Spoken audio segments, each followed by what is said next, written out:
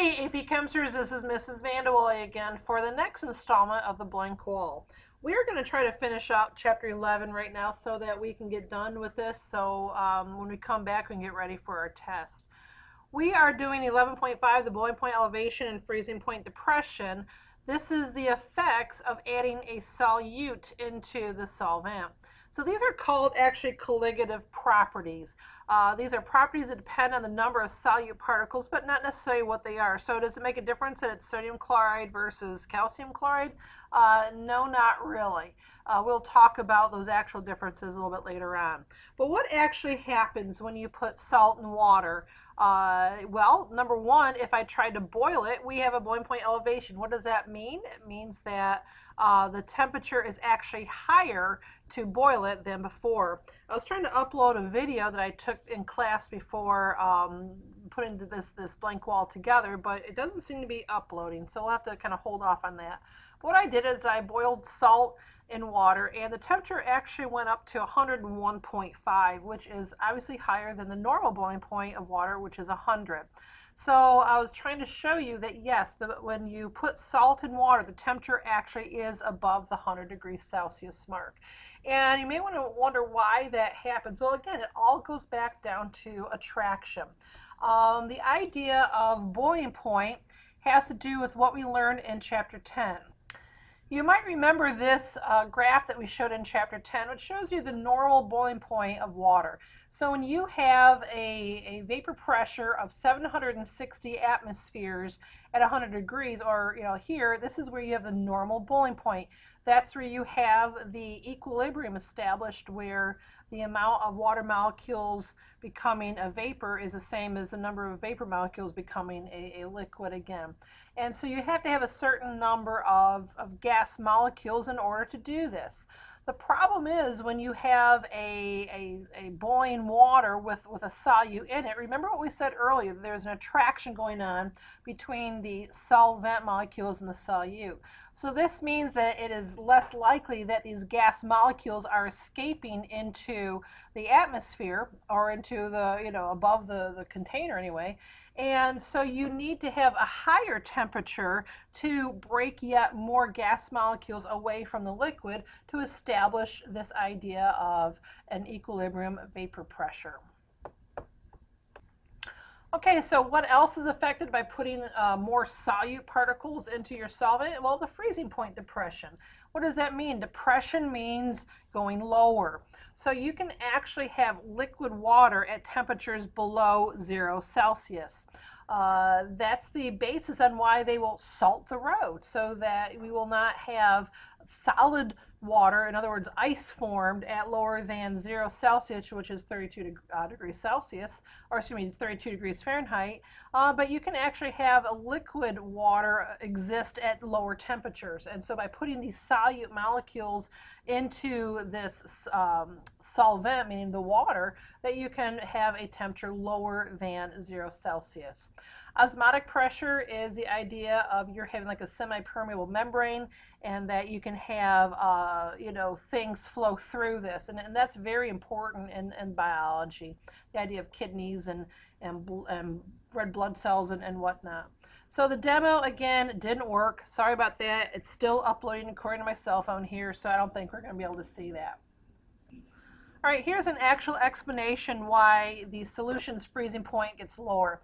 Molecules cluster. In order to freeze, they must be attracted to one another and have a spot in which to cluster. Solute molecules will actually get in the way. They cannot be attracted to one another, become a solid, if you have a sodium ion in between them. So the more ions in solution, the greater effect of the freezing point and the boiling point.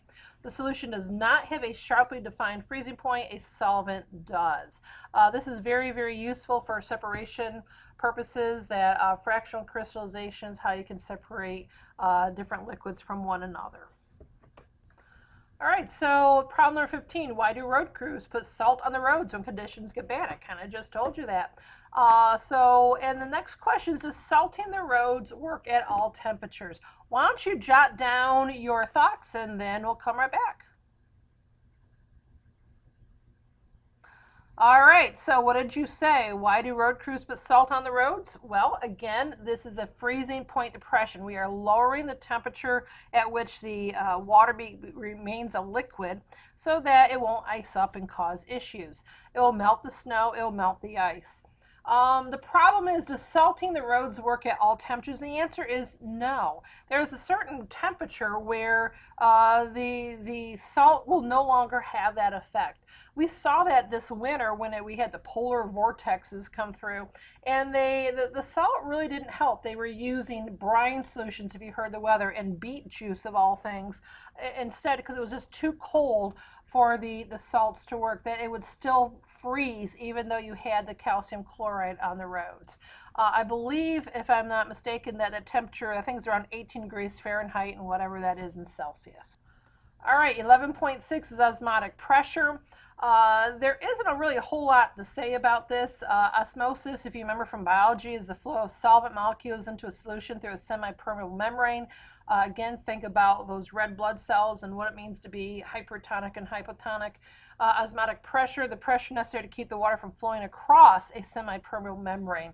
So if you want to have like a blockage of sorts, then you need to have greater pressure. I'm looking over here on the solution. This is with the solvent in it, and it's going to block, in a sense, any more of that solvent coming through. So the difference between the two sides would be the osmotic pressure.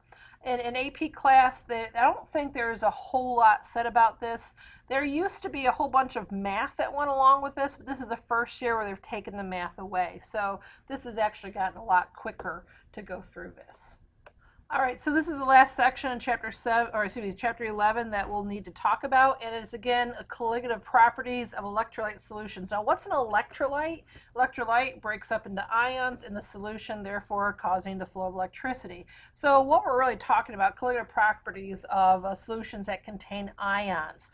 Now, if you remember your ionic crisscrossing and whatnot, different ionic compounds have different number of ions. And so do the fact that aluminum chloride has 4 ions or sodium chloride only has 2 ions, does that make a difference? And the answer is yes. So what if I actually put something besides sodium chloride into that boiling water? Would it go up any more than 101.5? The answer is, well, yes. If I put something in the road when it's snowy out that has more ions, can I make that the freezing point depression go lower? And the answer is yes. The problem with the road crew idea is that if you put, let's say, aluminum sulfate with 5 ions in there, that's not really great for the environment. So we have those considerations also. So we have something called I, which is called the Van Hoff factor. And the I is really the number of particles that an ionic compound breaks up into. So for letter B, ionic compounds, the expected value of I is an integer greater than 1. So in letter A, sodium chloride, how many ions does sodium chloride break up into? 2. So I value equals 2. For letter B, barium chloride, if you were to break that up into its ions, you have 1 barium ion and 2 chloride ions for a total of 3 ions, so I is 3. So letter C, can you figure that one out? So how many ions will aluminum sulfate break into? Think about it, put your answer down, and see if you're right.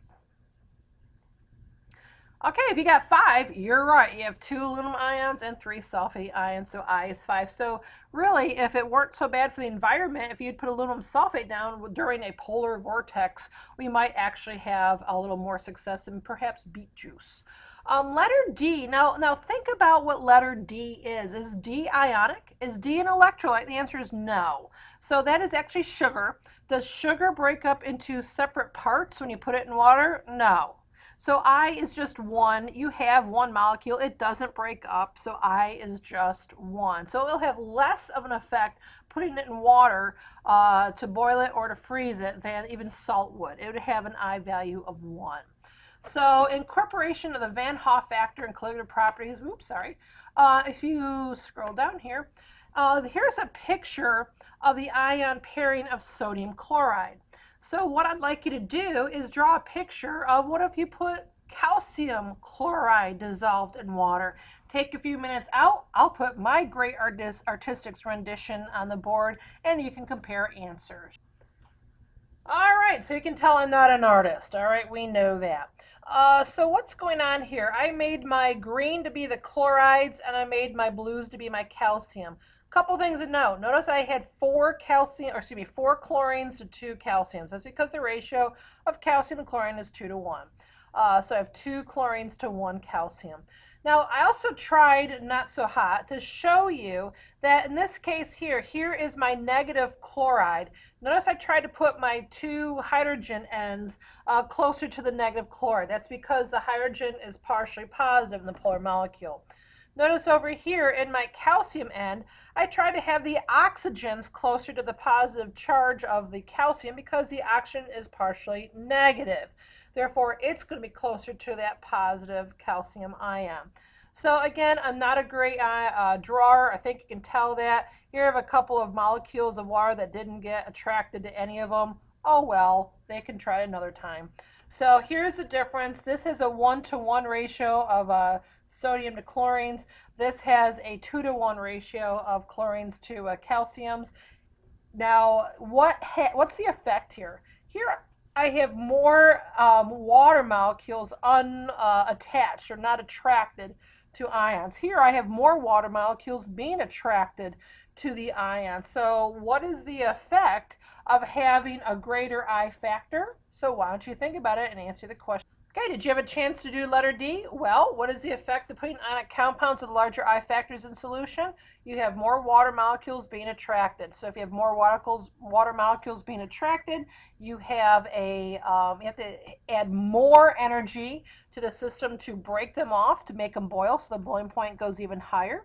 You are able to freeze water at even a lower temperature because you have this interference with the solute molecules of the water, so it takes even more or a lower temperature to make them a solid.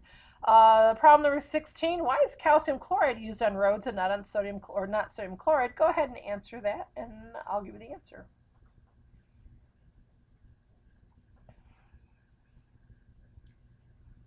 All right, well, calcium chloride, if you look at the formula, it's CaCl2. You get 3 ions for every 1 calcium chloride. Sodium chloride, you get 2 ions for every 1 sodium chloride. So you're going to have a greater I factor. You're going to have a greater effect of either boiling or freezing, but in the case of the roads, it'll have a lowered freezing point. So you're going to have a larger range at which water is a liquid than you would otherwise. Well, that concludes Chapter 11. Thanks for listening. I hope it made sense once again. If you have any questions, jot them down in your notes and be sure to ask them when you're in class. See you when the White Death is over.